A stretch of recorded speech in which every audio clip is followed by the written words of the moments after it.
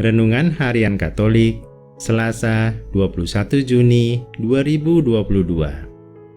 Selalu mengakui kedaulatan Allah.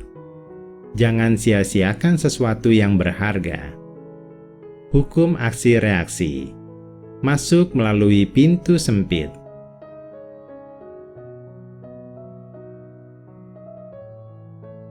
Renungan. Bacaan pertama. Selalu mengakui kedaulatan Allah. Dalam satu malam, 185.000 tentara Sanherib Raja Asyur dibunuh para malaikat. Allah sengaja tidak membunuhnya agar ia melihat bahwa kekuatan dan kejayaan yang dulu ia agung-agungkan sesungguhnya tidak ada artinya di hadapan Allah. Dulu ia memperolok Hizkia bahwa Allah yang Hizkia sembah tidak mungkin menyelamatkannya. Namun sekarang, dapatkah berhala yang ia sembah menyelamatkannya dari murka Allah sejati?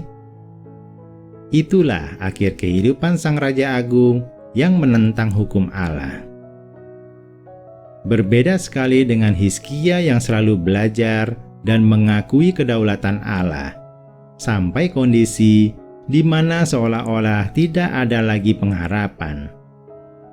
Seperti yang kita lihat, setelah ia membaca surat ancaman dari Sanherib, ia meletakkan permasalahannya di hadapan Allah, sebab hanya pada Dia yang berdaulat ada pengharapan sejati.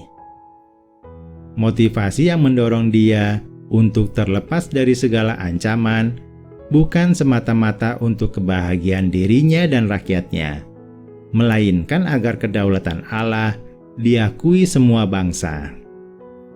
Berkat yang ia terima akan menjadi saluran berkat bagi orang lain.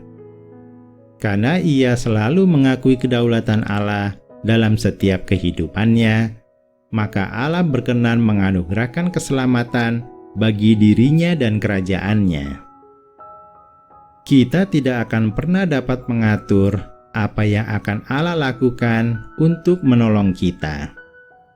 Tugas kita adalah selalu mengakui kedaulatannya dan mempercayakan sepenuhnya penyelenggaraan hidup kita kepadanya.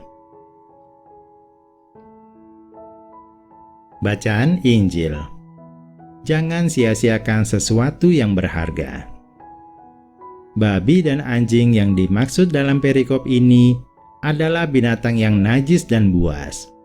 Jangan memberikan barang yang kudus dan mutiara kepada mereka, karena mereka tidak mengerti kekudusannya dan betapa berharga mutiara itu.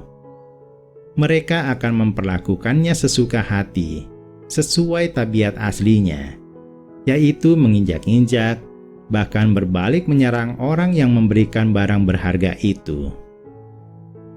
Sabda Tuhan adalah sesuatu yang kudus. Sabda Tuhan memang harus disebarkan ke banyak orang agar semakin banyak orang mendapat keselamatan Tuhan. Namun demikian, kita harus sangat hati-hati menyampaikan sabda Tuhan yang berharga dan suci itu kepada orang yang secara terang-terangan tidak mau menerimanya dengan semestinya. Kita bahkan tidak boleh memberikannya jika terindikasi disalahgunakan orang itu. Kepercayaan dan cinta adalah contoh sesuatu yang berharga. Kita pun harus hati-hati hanya memberikannya kepada orang yang layak dan amanah. Jangan sia-siakan sesuatu yang berharga kepada orang yang tidak layak. Hukum aksi reaksi. Yesus bersabda, "Segala sesuatu yang kamu kehendaki diperbuat orang lain kepadamu, perbuatlah demikian juga kepada mereka."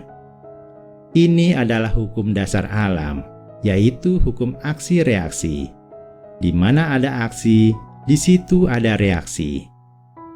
Jika kita ingin dihormati, maka hormatilah orang lain. Ingin mendapat senyuman, tersenyumlah. Ingin dibantu, bantulah orang lain. Atau tidak ingin dihina, jangan menghina orang lain. Tidak ingin disakiti, jangan menyakiti, dan seterusnya. Masuk melalui pintu sempit. Jalan menuju kehidupan kekal digambarkan Yesus berjalan melalui pintu yang sempit. Sebagian besar manusia lebih suka berjalan pada jalan yang luas dan mudah dilalui. Namun sayangnya, jalan itu menuju kepada kebinasaan. Manusia mudah sekali jatuh ke dalam godaan kenikmatan dosa dan memilih cara-cara instan walau dengan cara yang jahat. Itulah gambaran jalan yang luas dan mudah. Namun ketika kita setia memilih jalan kebenaran Tuhan, kita tidak tergoda memilih cara-cara instan.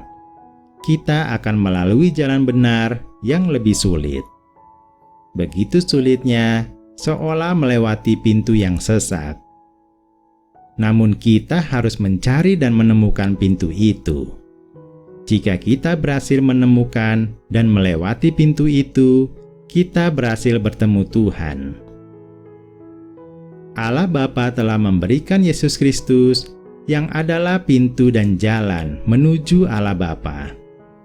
Jika kita mendengarkan dan melakukan sabda Yesus, berarti kita telah menemukan pintu yang sempit itu dan jalan masuk menuju kehidupan kekal. Marilah kita berdoa. Ya Tuhan, kami mau selalu mengakui kedaulatan-Mu dan mempercayakan sepenuhnya penyelenggaraan hidup kami kepadamu. Kami akan memberlakukan sabda-Mu yang kudus itu dengan sebaik-baiknya. Kami mau konsisten berlaku baik kepada sesama kami. Dan kami mau mengikuti Engkau yang adalah pintu dan jalan menuju kehidupan kekal. Amin.